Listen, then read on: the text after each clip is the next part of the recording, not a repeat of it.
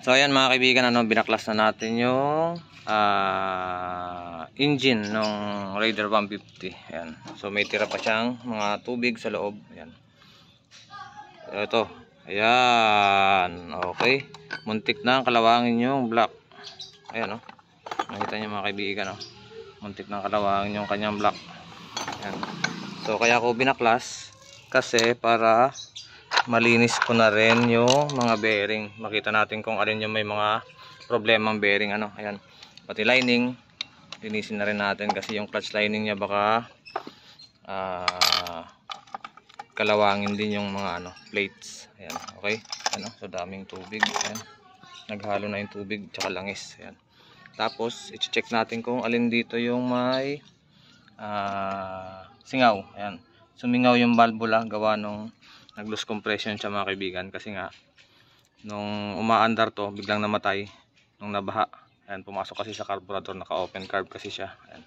So trinay pa rin ni may-ari na paandarin. Ayan, kaya so sumingaw yung valvula sa kanya. Ayan. So i-check natin yan kung alin dyan sa apat na yan. Sana nadumihan lang or isa lang o dalawa lang para hindi magastusan ng grabe si customer. Okay, ayan. Dami pang tubig sa loob. Ayan, binaklas ko na lahat para malinis. Okay mga kaibigan, good morning, good morning. Ayan, so meron tayo ngayon gagawin Raider 150 na carb type. Ayan. Ang issue, kasalanan ni Christine. Ayan. Ayun, kulay gatas, may kasama pang tubig. Ayan nalubog sa baha hanggang dito. Ayan, pumasok dun sa carburetor. Ayan, pagka ganito mga kaibigan, pag nalubog kayo sa baha, huwag nyo na i-start kasi posibleng pumasok dito sa intake manifold papunta dun sa valvula nya. Ngayon, pag pumasok yung tubig doon, pumunta sa piston, pag sinipa nyo yan, yung compression aangat doon, maliliko yung valvula. Okay, ayan, so loose compression na mga kaibigan. Ayan loose compression na siya kasi naliko na yung kanyang valvula. Siguro to pinersa pa nung pumasok yung tubig doon sa intake, pumasok papunta dito sa block tsaka sa head. Pag kick niya siguro yun lumabas dun sa naliko yung valvula. Ayan. So overhaul muna tayo ng ng Raider 150. Ayan. Okay, let's go. Yun mga kaibigan, meron tayo ditong Raider 150 na carb type. Ayan. So ang issue nito, nabaha mga kaibigan. Ayan, so makikita nyo may tubig pa yung langis niya. Drain ko na to kanina. Ayan, so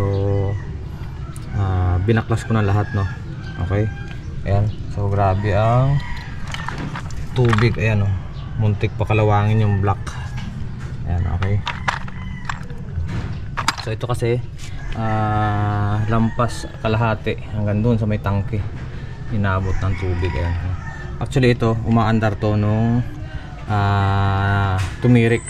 Umaandar siya, nilusong niya sa baha, tapos naka open carb siya. Ayun, nakahigop ng tubig, tapos pumasok na rin sa tambutso nung namatay na siya. Okay, so ito ang tips natin mga kaibigan.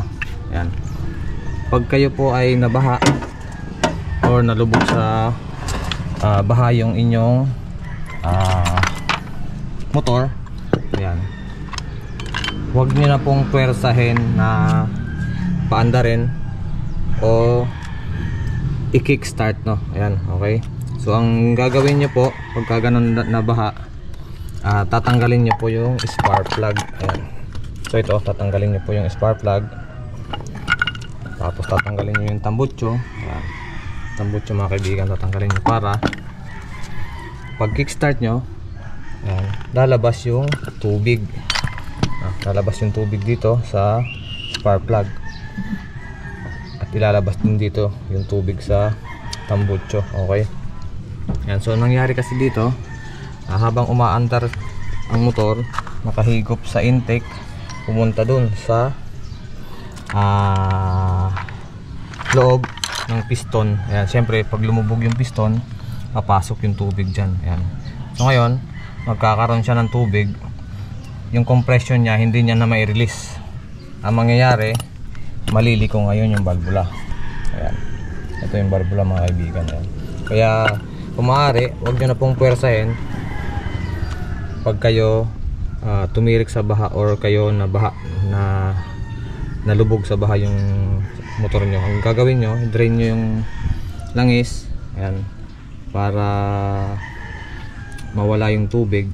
Ayan. Tapos tanggalin yung spark plug, tambutso tanggalin, sabay i-kickstart nyo. Ayan. Sipain nyo ng kick para lumabas yung tubig. Tapos palitan nyo ng langis, kahit ordinaryong langis lang, palitan nyo. Tapos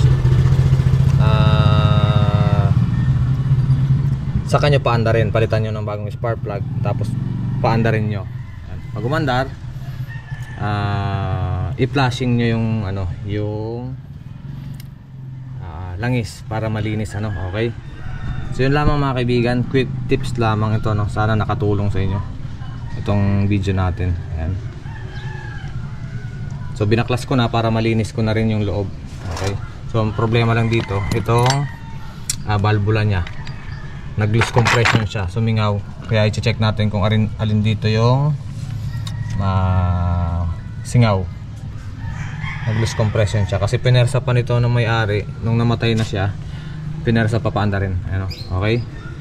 So yun lamang. This is Doc Bob ng Bob Works Garage. Say good afternoon and God bless. Bye bye. Thank you. Peace.